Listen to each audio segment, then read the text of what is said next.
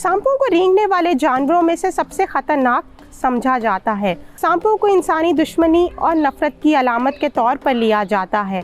क्या हमने कभी सोचा है कि अगर सांप इतने ही खतरनाक हैं तो अल्लाह ताला ने उनकी तख्लीक क्यों की है? और क्या सांपों को इस दुनिया में जीने का कोई हक नहीं है? इसी नफ़रत की वजह से आए रोज़ जब भी सांपों को इंसानी आबादी में देखा जाता है या खेतों में वो आ जाते हैं तो उनको मार दिया जाता है। और हम ये बात बिल्कुल भूल जाते हैं कि सांप माहौल में तवाज़ुन बरकरार रखने के लिए बहुत ज़रूरी हैं।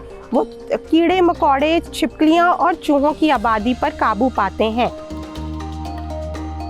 अगर आप सांपों के बारे में जानने का शौक़ रखते हैं तो इसकी शुरुआत आप अपने ही एरिया से कर सकते हैं, क्योंकि आप जिस एरिया में रह रहे होते हैं वहाँ पे कम से कम सांपों की 5 से 8 इकसाम जो हैं वो लाजमी पाई जाती होंगी।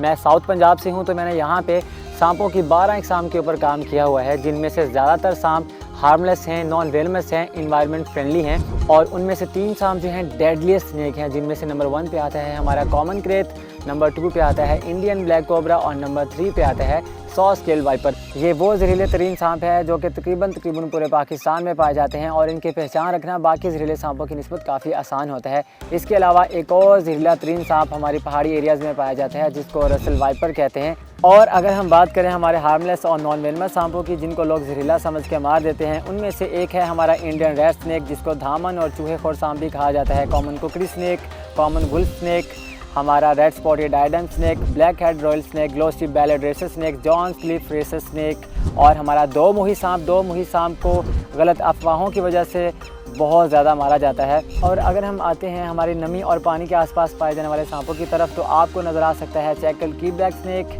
बस टाइप कीलबैक स्नेक और ब्लाइंड स्नेक।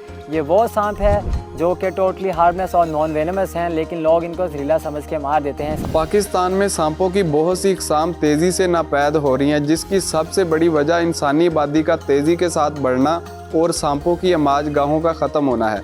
अमाज गाहें उनकी ख़त्म हो गई हैं। अब वाइल्डरनेस जो है वो बहुत कम हो गई है। हर जगह पर आपको खेत खलियान जो कि लोगों ने उगाए हुए हैं वो नज़र आएंगे, जिसकी वजह से इंसानों का वहाँ पर जाना आम होता है। तो जो भी सांप नज़र आता है वो उनके हत्थे चढ़ जाता है और वो भी मारा जाता है।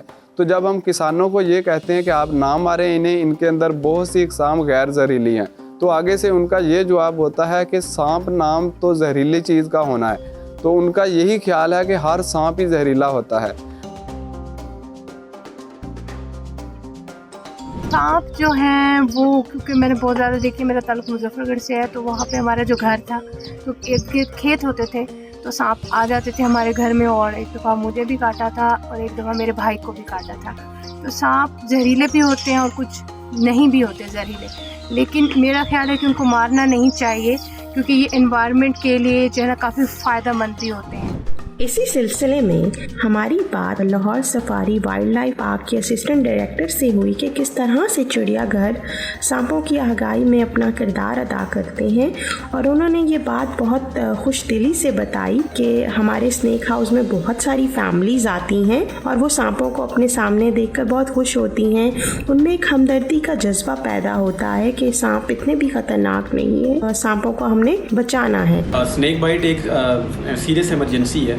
खुदा न खास्ता अगर किसी शख्स को सांप ने काट लिया है तो सबसे पहले तो ये किया जाए कि उसको फौरी तौर पे अस्पताल पहुंचाया जाए, और दूसरी बात ये की जाए कि उसका जो जहाँ पे सांप ने काटा है उससे ऊपर, उस ज़ख्म से थोड़ा सा ऊपर उसको किसी चीज़ से बांध दिया जाए, चाहे वो कोई कपड़ा हो या फिर कोई टॉर्निकेट हमारे पास वहाँ पर मौजूद हो तो उसको उस चीज़ से बांध सकते हैं। ये फ़र्स्ट एड है। उसके बाद अस्पताल में पहुँचाया जाए मरीज़ को।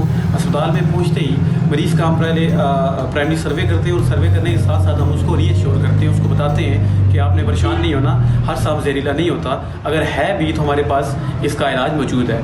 उसके बाद फिर हम उसकी एग्जामिनेशन करते हैं। एग्जामिनेशन में हम ये चीज़ देखते हैं कि उसको स्वेलिंग वगैरह तो नहीं है, कोई ब्लीडिंग तो नहीं हो रही। हम देखते हैं, हम इससे ये चीज़ असेस करते हैं कि सांप किस तरह का था, आया कि न्यूरोटॉक्सिक सांप था या फिर हीमोटॉक्सिक सांप था। जैसे हमें पता चल जाता तो हम कुछ टेस्ट करते हैं। टेस्ट में हमारे पास जो इम्पोर्टेंट है वो कोआगुलेशन प्रोफाइल है, तो कोआगुलेशन प्रोफाइल हम करवाते हैं और कुछ और टेस्ट करते हैं, तो उससे हम उसके बाद हम मरीज़ का इलाज स्टार्ट कर देते हैं। एक एंटी स्नेक वेनम होती है वो हम स्टार्ट करते हैं मरीज़ को, और वो उसको हर सरकारी अस्पताल में तकरीबन अवेलेबल होती है, और उसके बाद जो है वो हम मरीज़ को बाकी सपोर्टिव ट्रीटमेंट भी देते हैं। तो इस तरह मरीज़ को हम रिकवरी की तरफ लाते हैं। सांपों का जहर सिर्फ़ और सिर्फ एंटी वेनम बनाने के काम नहीं आता।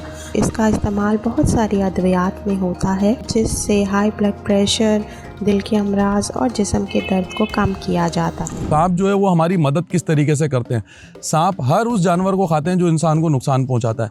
ये जो है माहौल के अंदर बैलेंस बरकरार रखने में, इकोसिस्टम के अंदर जो है वो बहुत बड़ा एक ज़रूरी किरदार अदा करते हैं।